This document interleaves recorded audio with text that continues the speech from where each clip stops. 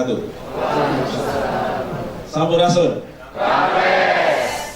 Selamat sore pemirsa dan hadirin. Selamat datang kembali di acara Balai-Balai Pajajaran yang dalam sore ini kita akan membahas sesuatu wacana, suatu tema yang sangat menarik dan akan dilaksanakan acaranya pada bulan April ke depan. Dan acara hari ini khusus membahas tentang reaktualisasi spirit dari Konferensi Asia Afrika. Seperti apa peringatan 60 tahun Konferensi Asia Afrika mendatang. Sore ini telah hadir bersama kita yaitu Bapak Freddy Tulung. Selamat sore Pak. Selamat sore Kang Dadang, selamat sore hadirin, selamat sore para wisatawan sekalian. Bapak Freddy ini adalah Dirjen IKP Kementerian Kominfo yang sekaligus juga sebagai panitia pusat peringatan Konferensi Asia Afrika. Di sebelah kiri beliau telah hadir juga, kalau orang Bandung sudah banyak yang kenal, yaitu Kang Islaminur Pempasa.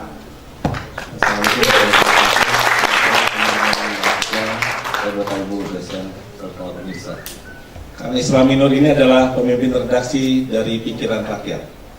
Dan nanti juga akan bergabung dengan kita, tidak kalah pentingnya, yaitu Bapak Profesor Dedi Mulyana MA, Dekan Fakultas Ilmu Komunikasi, pengamat komunikasi politik, pakar dari komunikasi lintas budaya yang mungkin nanti akan relevan dengan peringatan Konferensi Asia Afrika ini.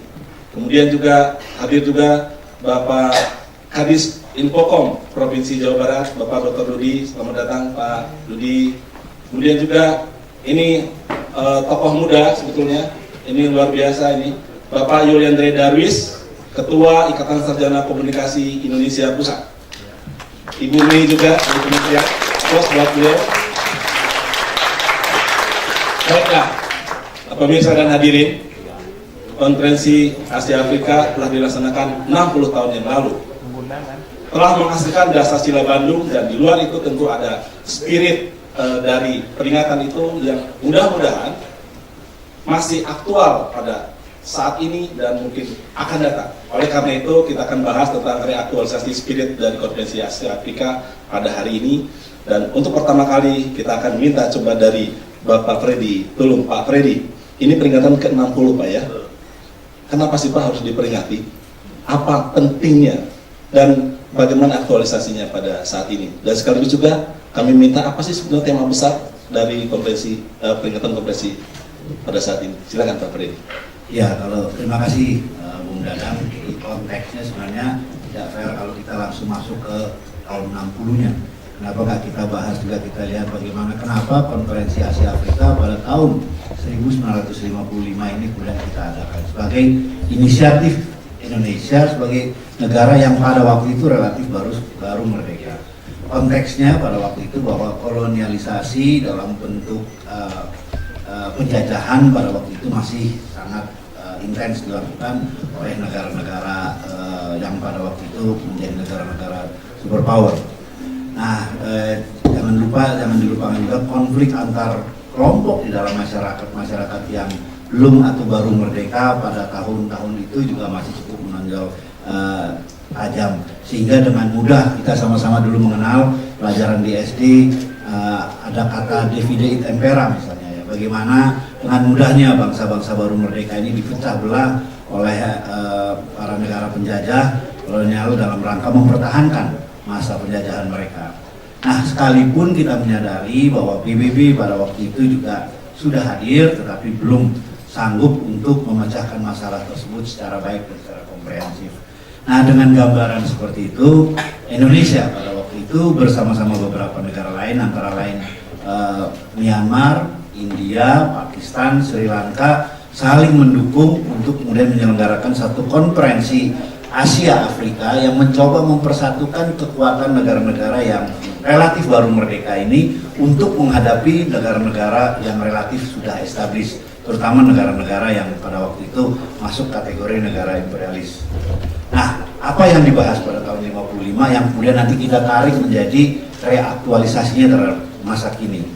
Intinya pada waktu itu di era kemerdekaan yang relatif masih baru tersebut, negara-negara Asia, Afrika kemudian mencoba membahas dari konsep yang mengedepankan pertama perdamaian, kedua keamanan wilayah, dan juga yang tidak kalah pentingnya adalah kerjasama ekonomi antar wilayah yang mencoba menjalin kesatuan antara negara-negara yang baru merdeka tersebut. Nah, kita sama-sama ketahui bahwa tahun 50-an, awal 60-an muncul dua kekuatan dunia baru, yaitu yang pertama yang kita kenal dengan Blok Timur yang disebut dengan Pakta Warsawa, dan Blok Barat yang diketuai oleh NATO. Nah, ini sebenarnya tadinya ada pemikiran bahwa KAA ini dapat menjadi alternatif sebagai sebuah kekuatan baru yang menggalang kekuatan negara-negara developing countries, yang kemudian nanti beberapa tahun kemudian kita kenal dengan istilah non-alignment atau gerakan negara-negara non-blok. Nah, masing-masing blok pada waktu itu mencoba menarik perhatian dan kita kenal dengan istilah perang dingin.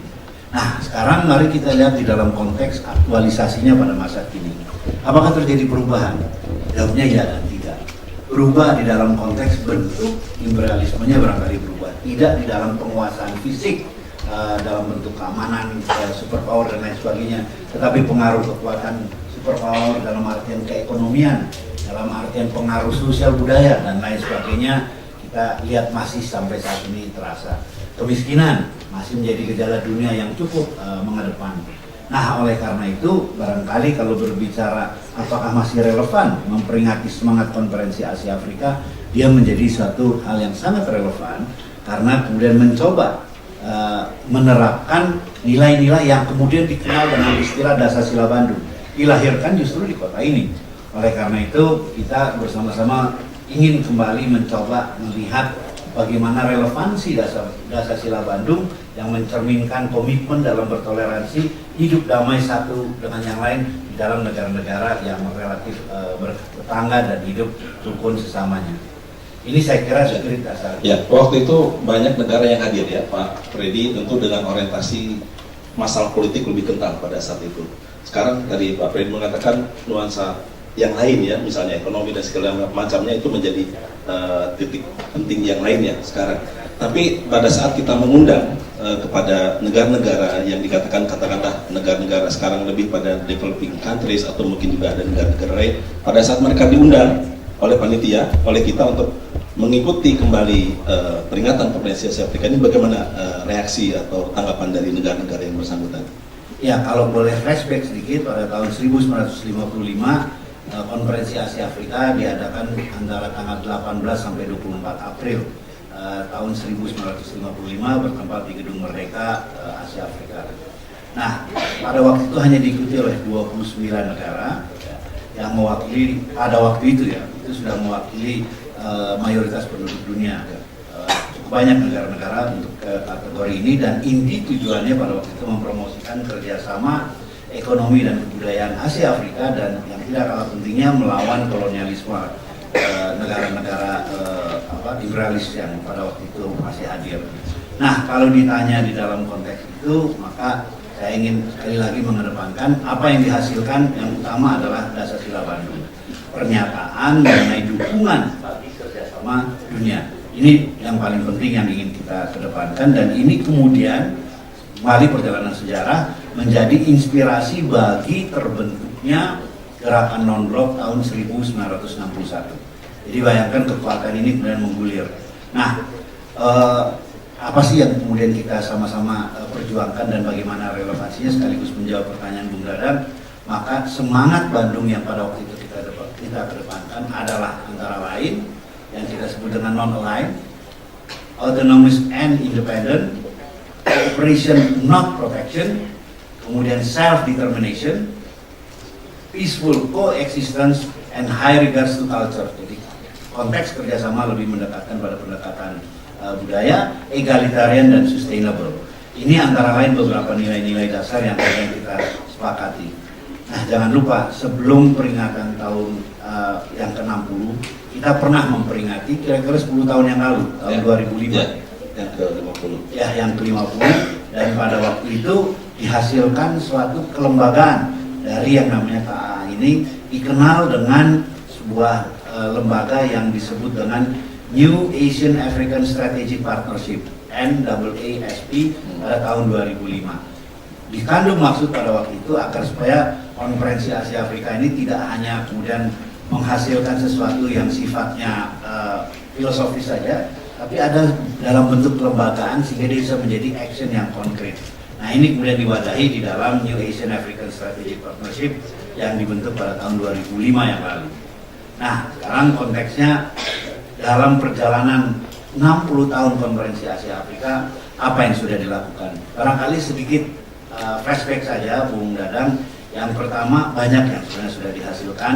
Jadi saya ingin flashback sedikit sebelum dilaksanakan konferensi Asia Afrika tahun 55, ternyata tahun 54 sudah ada yang disebut dengan the idea of Asian African Summit yang pada waktu itu mengeluarkan yang kita sebut dengan diadakan dengan Colombo and Bogor Conference. Kemudian tahun 55 menghasilkan konferensi Asia Afrika. Nah, ini yang kemudian pada gilirannya menghasilkan 24 negara plus atau dihadiri oleh 24 negara plus 5 organisasi internasional yang kemudian mencoba merumuskan kesepakatan-kesepakatan yang ada dengan hasil-hasil yang konkret. Kalau ditanya sekarang apa yang mau diambil, apa tema sentralnya, bagaimana ditanyakan, intinya adalah kita menggunakan satu tagline yang kita sebut dengan Advancing South-South Cooperation. Artinya lebih mengedepankan kerjasama selatan-selatan. Disebut selatan-selatan karena umumnya negara-negara maju dan baru berkembang ini berada di bagian selatan belahan dunia. Kita sebut South-South Cooperation. Ya, sudah ada berapa negara Pak yang kelihatannya akan hadir? Sampai saat ini yang diundang secara resmi adalah sebanyak 109 negara dengan ditambah 25 organisasi internasional dan beberapa negara observer. Karena belum semua menjawab, tentu sulit bagi kami untuk menyatakan beberapa, tapi sebahagian negara-negara ASEAN, kemudian Cina, kemudian Jepang, beberapa negara Afrika sudah menyatakan komitmennya untuk hadir. Yang masih kita tunggu justru adalah beberapa kepala negara yang akan hadir dalam pertemuan yang akan diadakan pada tanggal 19 sampai dengan tanggal 24 April 2015 yang juga acaranya dibagi dua. Yang pertama pelaksanaan senior official meeting tanggal 19 diadakan di Jakarta, kemudian diikuti dengan ministerial meeting juga di Jakarta, dan kemudian head of state atau head of government summit masih di Jakarta pada tanggal 22 dan 23, dan acara puncak akan diadakan di Bandung dengan historical walk dari Hotel Roman ke Gedung Merdeka. Ya, jadi acaranya sendiri ini berlangsung kurang lebih 5 hari ya Pak ya? Kurang lebih ya. Bandung sebagai negara tempat yang dilaksanakannya konferensi Asia Afrika 60 yang lalu akan menjadi acara puncak lagi di sini. Betul. Ya, nanti kita akan lihat media pada saat acara konferensi Asia Afrika dilaksanakan itu juga banyak yang meliput pada saat itu. Nah, saya kemarin ketemu dengan salah seorang profesor dari Jerman. Dia ingat Bandung, ingatnya adalah konferensi Asia Afrika, dan profesor tersebut sudah sangat sepuh. Baik, sebelum kita berlanjut menanyakan apa yang menjadi menarik bagi media saat ini kepada Bung Islamil Nur Pemasa, kita rehat dulu, hadirin dan pemirsa, kita akan kembali lagi.